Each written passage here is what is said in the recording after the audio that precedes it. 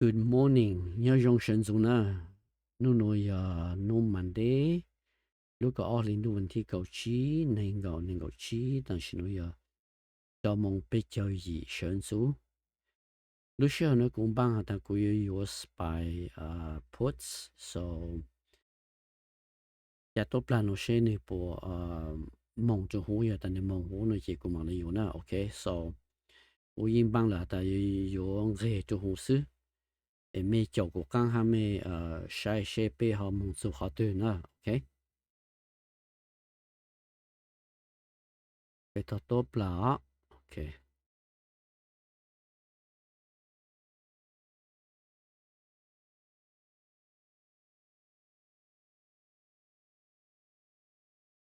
Oh, sorry, this. Okay.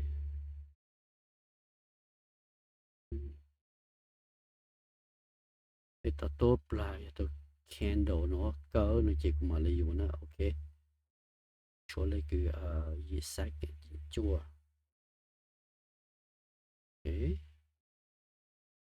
Ta cũng yên bằng ta cũng yêu khăn nó là nữa, ok? Ta tốt là.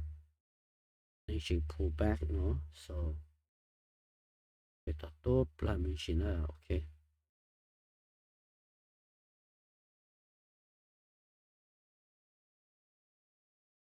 Okay, bit nữa, okay. Just wait. Tao mang nữa, okay. Đó. Giờ tôi candle nó cơ nó chỉ có vô lên nữa, okay. Cho lấy cái bế châu. Nên gọi gì? Nên gọi sang seconds.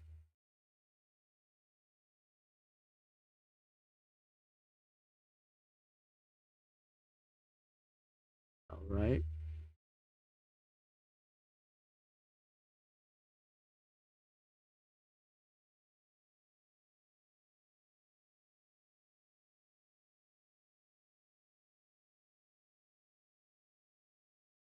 Sẽ này bộ cho các môn fill up. Họ gap nó. Okay. So, dùng lấy cái lúc xưa nó yếu lâu dùng yếu.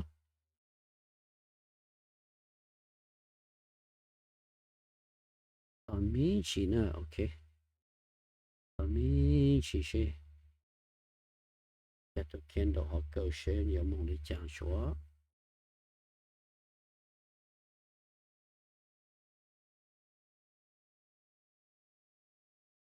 Okay. I think we use another tao, okay. Cho lấy cái này blow seconds. Này all.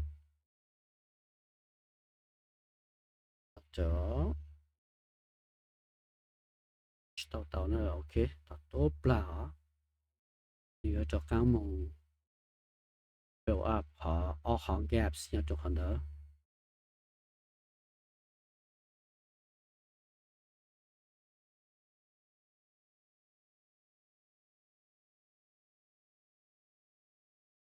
Tao mang nữa, okay.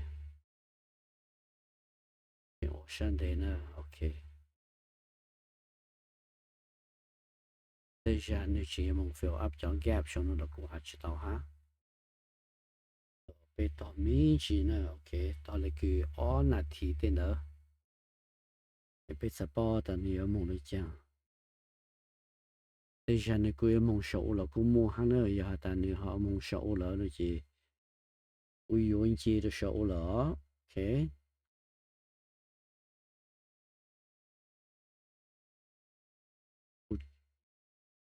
Sai Tesla sẽ mong lấy chăng là okay. Tesla nó như cụ bài sầu là hát ta chỉ dùng lấy cái sợ đi dùng hello hello, okay. Bây giờ top planner, okay. Most likely déjà your spy puts là, okay. Tao cũng confirm top là chúa. Lấy cái y là thì on là thì gì.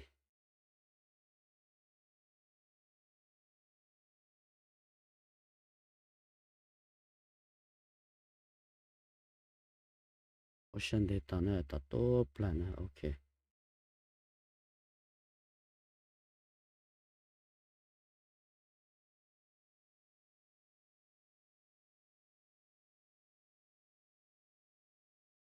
déjà用朋友都可能来了老公还知道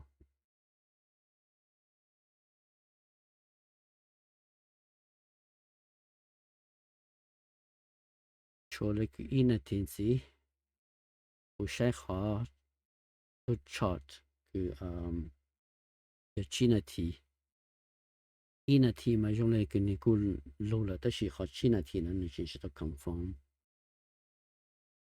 อย่าแต่ใน fill up ของแก้มเนาะ你จะกูอยู่了อย่าแต่你要ของหนู你จะกูยิ่งอยู่เลยนะ okay so looks like it's going to be a buying zone right here so ถ้าตัวปลานะ okay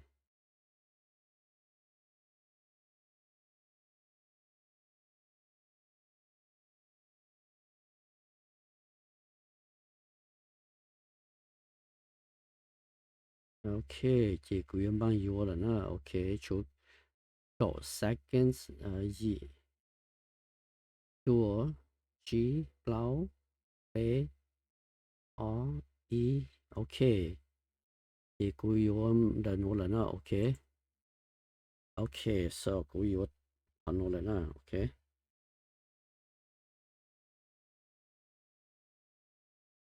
这个 risk reward ratio 要20呢 okay 我有进有人当我讲 okay 就要有事了很多事 okay 也被马人帮谢谢你不要蒙住胡诺了记住呢 okay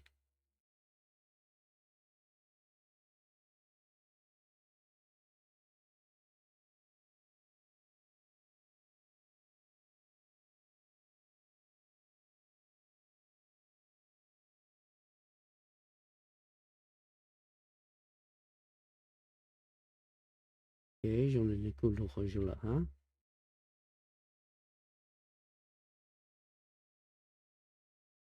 okay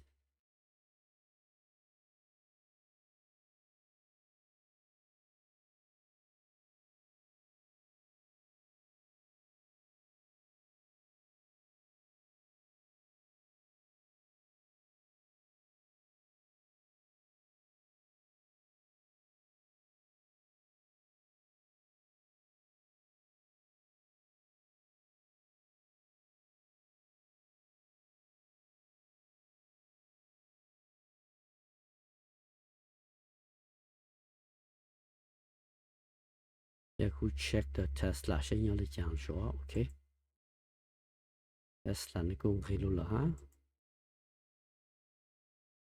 还知道的人你用开路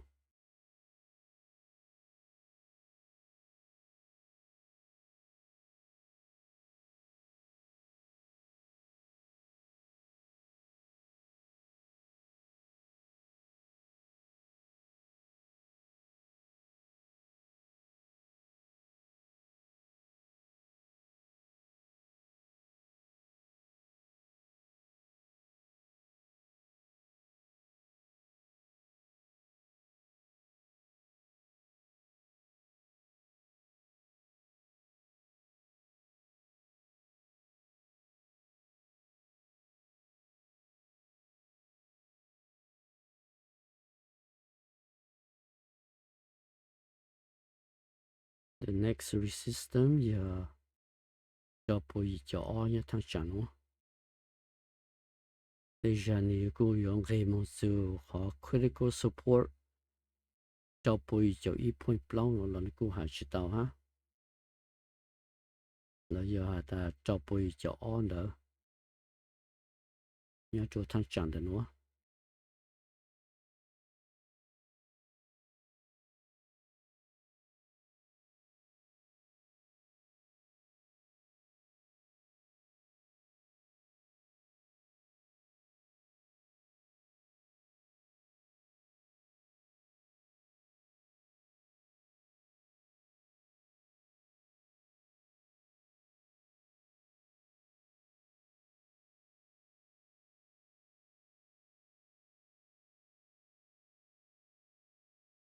用了你必须讲给了哈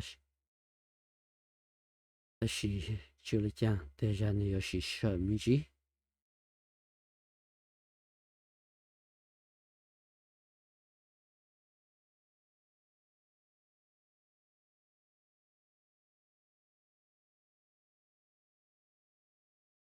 OK 要那 push 到可能做好了钱呢这下你让给么做好了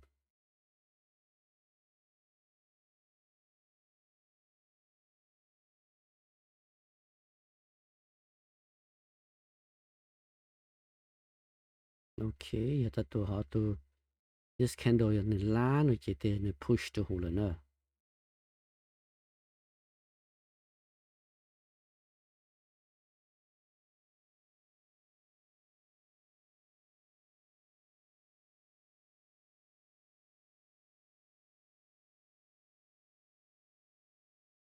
要ไป check Tesla 是用这哈Tesla 嘛用来给你有梦烧呢这去包下的你要叫 Tesla 刚了要来讲 sometimes Tesla has spy auto 你跟梦中一样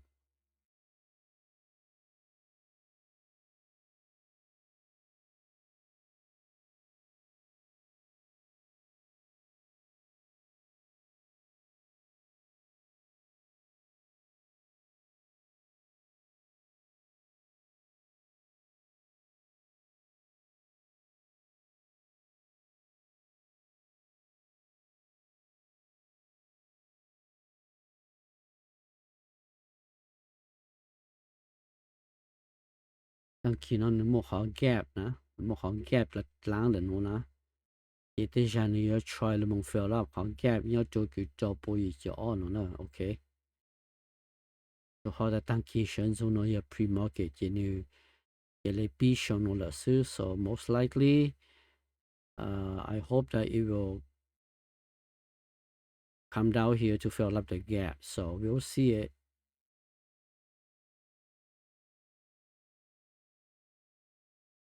OK 你如何了好的 OK 用了 That's very good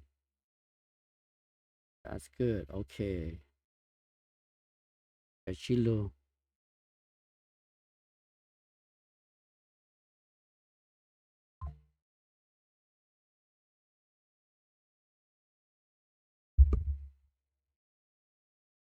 We check the Tesla 是用这哈 OK Tesla 嘛能估摸行 gap 你要做的侬哈当给侬做的侬 so 被马人帮谁 Tesla 谁一起现在不着干路但是 spy 嘛用的你公开回去了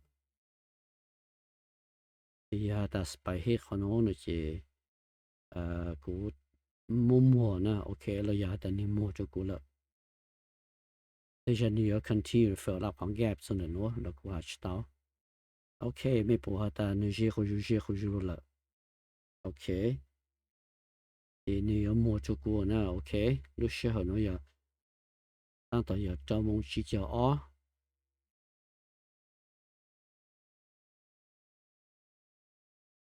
Alright Okay 一些回去了 Just one more candle and then 你摸就过来了 OK 哦有老到 OK 要等你 short 了了就你摸糊呢 OK OK 没不到等你手就过来那你的 touch 你 club 进去了就你的摸就过了 OK so 我想到佢未照顧間下佢有咩 site 咯佢俾埋你先知 tomorrow 有用咩出嚟啦 OK bye bye